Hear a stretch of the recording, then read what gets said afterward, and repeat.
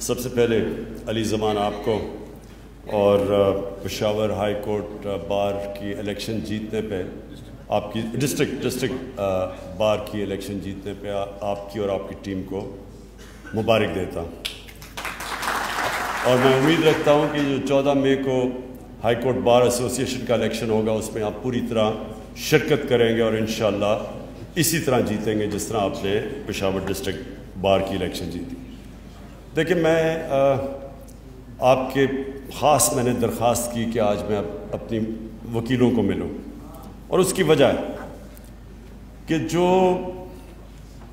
Pakistan movement کے نظریاتی leader تھے وہ علامہ اقبال تھے، وہ بھی وکیل تھے، اور جنہوں نے وہ موومنٹ لیڈ کی میرے لیڈر قائد اعظم وہ بھی وکیل تھے۔ تو وکیلوں کی اس وقت اس ملک کو بہت ضرورت ہے۔ جو وکلا کمیونٹی ہے پاکستان کی، شاید کبھی بھی ملک کو اتنی ضرورت نہ پڑے جتنی آج آپ کی ضرورت ہے، کیونکہ ایک تو یہ کیس ہم نے عوام کے اندر لڑنا ہے سڑکوں کے اوپر، اور دوسرا ہم نے عدالتوں میں لڑنا ہے۔ یہ جو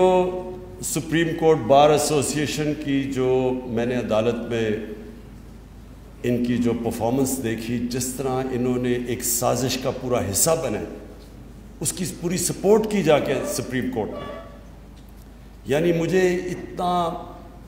افسوس ہوا دیکھ کے کہ کسی کو بھی اگر پتا تھا کہ یہ باہر سے سازش ہو رہی ہے اور یہ کس طرح ہمارے میر جعفر اور میر صادق نے مل کے ایک الیکٹڈ گورنمنٹ کو گرانے کی کوشش ہو رہی تھی، تو کم از کم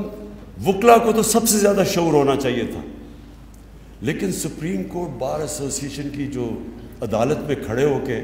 وہ تو اس طرح تھا کہ وہ نون لیگ کا کوئی ایک حصہ ہے، عہدیدار ہے، اور بڑی مجھے افسوس ہوا کہ جن لوگوں کو شعور ہے وہ بھی اس سازش کا حصہ بن گئے، کیونکہ یہ جو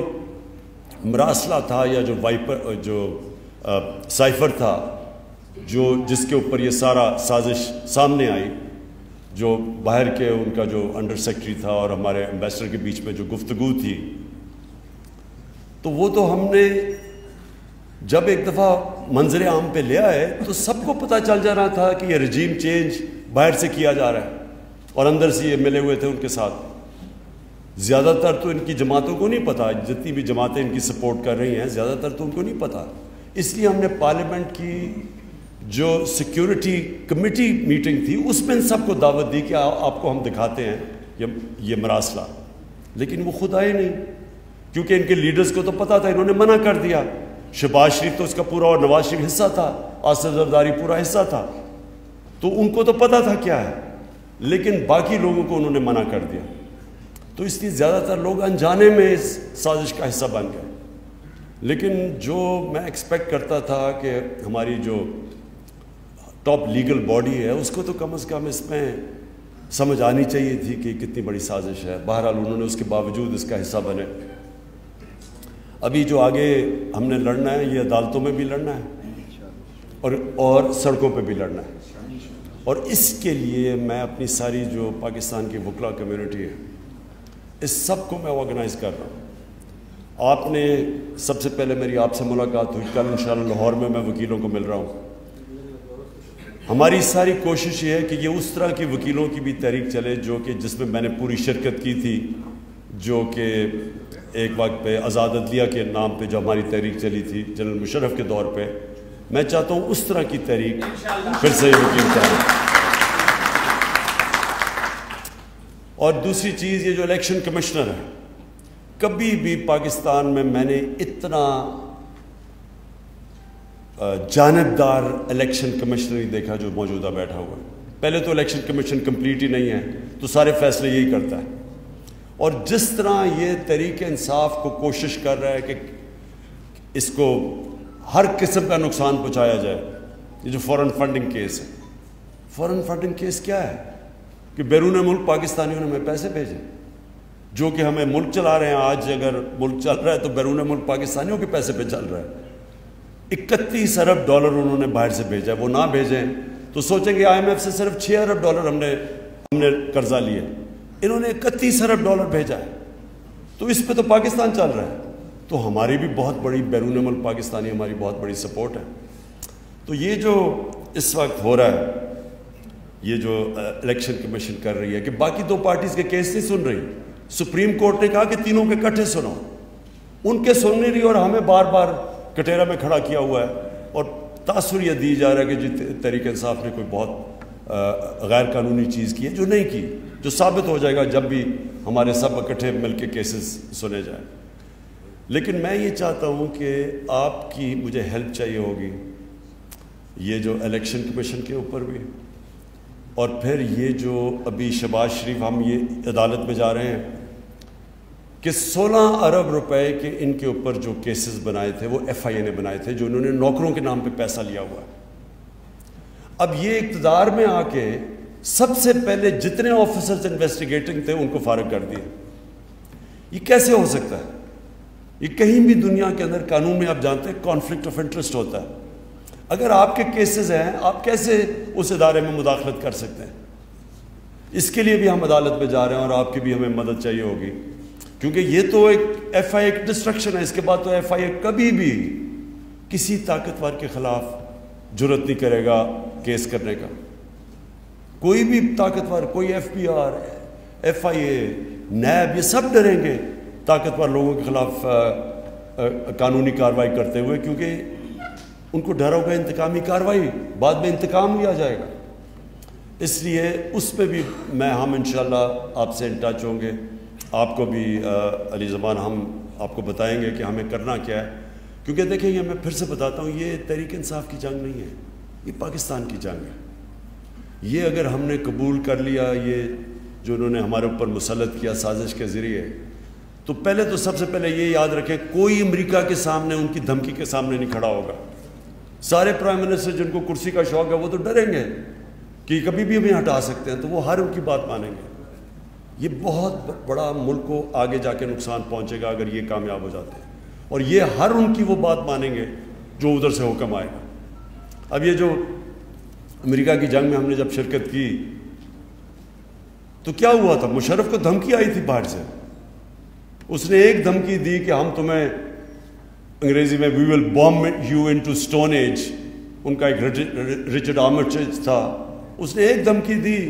ہم ان کی جنگ میں چلے گئے جس میں ہمارا لینا دینا کوئی نہیں تھا، 80,000 پاکستانی اس میں جانے کھو بیٹھے، سارا قبائلی علاقہ ہمارا تباہ ہو گیا، پتہ نہیں 35 لاکھ لوگوں نے نقل مکانی کی، سوات میں جو ہوا 40 لاکھ ادھر سے نقل مکانی کی۔ تو وہ سارا کچھ ہوا کیوں؟ کیونکہ ہمارا جو سربراہ تھا وہ پریشر نہیں لے سکا، ایک دھمکی میں گھٹنے ٹیک دیے۔ تو ابھی بھی دھمکی ہے،